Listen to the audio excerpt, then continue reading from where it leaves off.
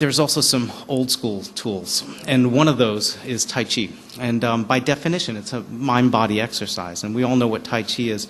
And importantly, we all know that it trains and integrates movement along with breathing and in a number of very important cognitive skills that we've heard about from other speakers at this conference, including focused attention or mental focus, heightened body awareness or proprioception, and imagery or visualization. There's a lovely talk by Dr. Park's group yesterday on the use of motor imagery in Bell's palsy. And the goal, of course, is to strengthen and integrate the body and the mind, personal health and self-awareness, as well as it's a self-defense for some people.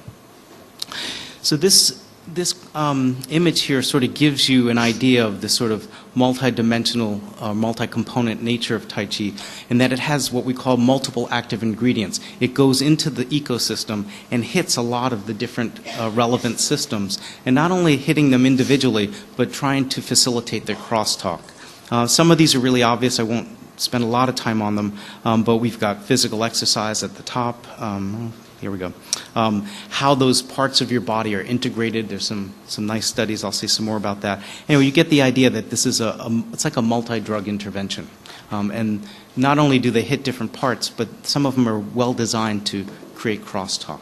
And an example of that with respect to fall risk and why I think we're seeing some nice results, which I'll share with you, is that it hits all these different key risk factors. So these are all examples of risk factors where there's multiple RCTs, if not systematic reviews, that support these outcomes. So we know that Tai Chi, we heard this morning in the session Dr. Sung talking about Tai Chi and arthritis, but we know that Tai Chi strengthens lower extremities, and so sarcopenia is an important risk factor.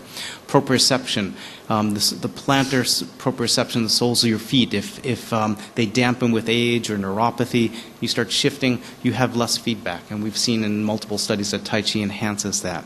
Neuromuscular coordination, there's some wicked fun experiments where people are on treadmills and they have these experimental perturbations where the treadmill will slip, and we look at their reaction time, and they're wearing harnesses and safe. But people who've done some Tai Chi have a very different neuromuscular or reflexive response to that than those who don't have that.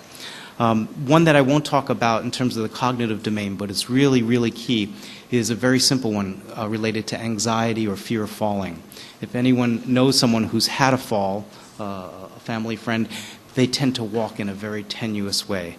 They hold their breath, they're a little nervous, they're scared, they're not aware of their body, they're not aware of the environment around. They look very un-Tai Chi-like.